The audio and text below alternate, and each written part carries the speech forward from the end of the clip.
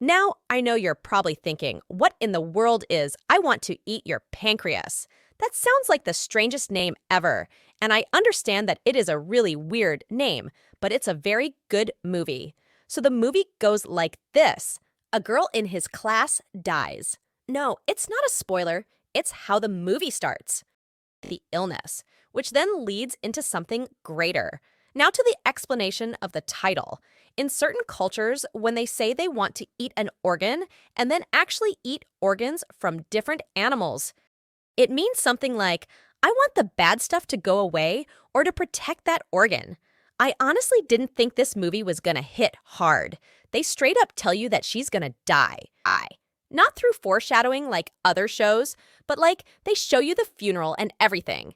There are other parts that are supposed to hit hard as well, but I just wasn't feeling it yet. But then I reached one of the final scenes of the movie. He doesn't go to the funeral, but mentions something about a text that he sends. Flashback. A couple months, I believe. He goes to a hospital to fix the stitches from a previous surgery that he had and sees a book on the ground. He reads the book and discovers it's a diary called Living with Dying. It details a girl who is living with pancreatic cancer who is the same age as him. That girl discovers he has the book and tells him that she's gonna die. And he just says, "You don't say." The girl laughs because no one has ever reacted in that way before. After talking for a little bit, they both realize that they go to the same school and are in the same class, but she has one rule, and that is to not tell anyone about the cancer. They basically form a pact to not tell anyone about.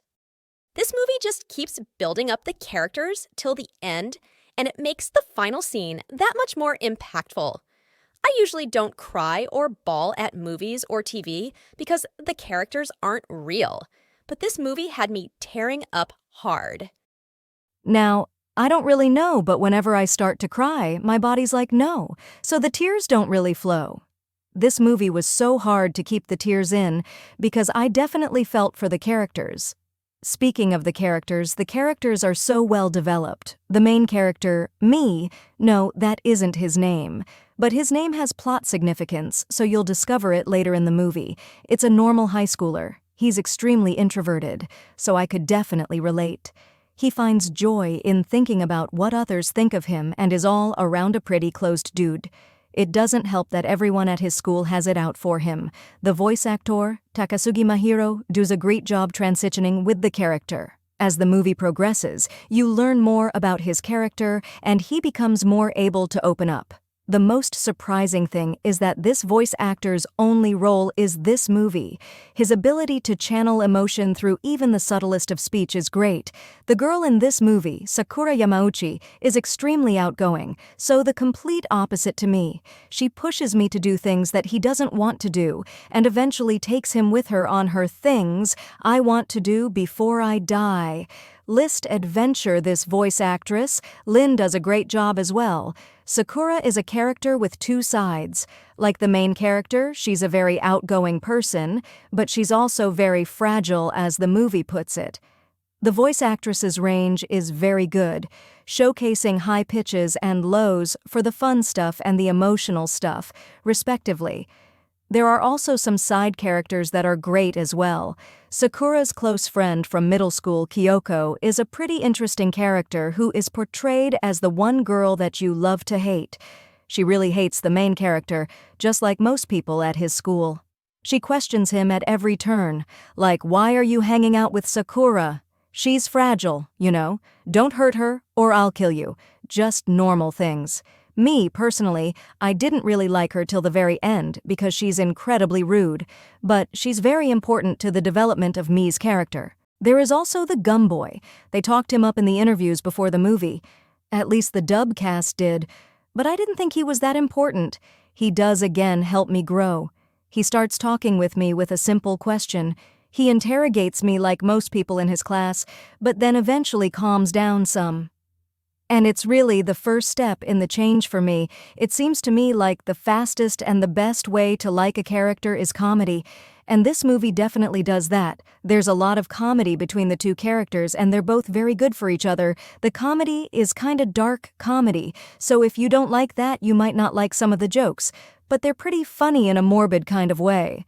Comedy and tragedy work well together because without it, I feel some parts wouldn't hit as hard. You learn to love the characters from funny things they say or do.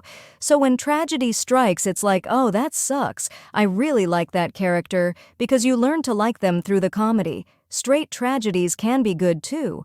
But I think comedy adds a layer to already complex characters. The opening and the ending were sung by Sumaka, and if that name sounds familiar, they're the guys who did the Wotakoi. Love is hard for an otaku opening. The songs they sing are very good. The soundtrack is very good as well. Hiroko Sebu composed a soundtrack, and every track just works. The sound design is okay, but great in other areas. There are times where sound gets bumped up and you can feel the impact of whatever is going on, like the slam on a table or someone falling. There are also parts where they emit sound entirely, and it adds more to a scene. Nikki Sizo. Why I say it's okay is because some of the slaps and the punches don't feel like they have weight, so I don't feel them personally.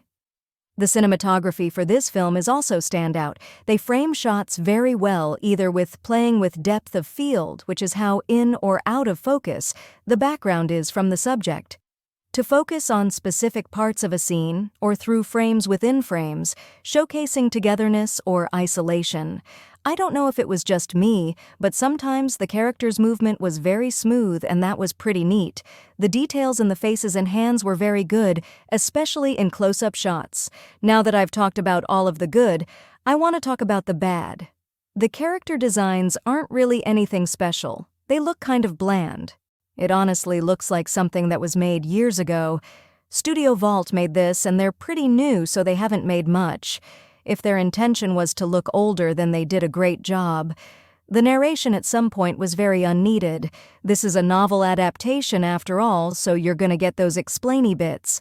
But film is about show, not tell. I feel like with anime in particular, it always has this problem of adapting works. If it's a novel adaptation, it's either adapted really well or so poorly that you want to light yourself on fire, which is the case most of the time. Like I said, only at some points did I think the narration was bad. The inner thoughts of me helped sometimes, and even added more to the plot and sometimes the emotional scenes. In my opinion, the last thing I need to talk about is a spoiler. So, as per usual, spoiler warning. The way they did Sakura's death was cheap, in my opinion. She doesn't die due to the pancreas, but because she gets randomly stabbed in an alley. Sure, it was very surprising, but why? I think it would have been better if she was going to die the normal way, but unexpectedly, because they were talking about a promise that they would keep. Because of this stabbing, the promise couldn't be kept. Sorry, little nitpick here, but this is one of the scenes that narration isn't needed. They told us before that they were going to make promises to have me return the Little Prince book and have Sakura to tell me when she was going to die. They show the Little Prince book and the death on screen, so that bit isn't needed. But anyway, the movie could have felt more real and have more emotional impact if she died from the pancreas. Then follow up with the diary scene. Those are my thoughts on the movie. Did you guys see it? If you did, what did you think?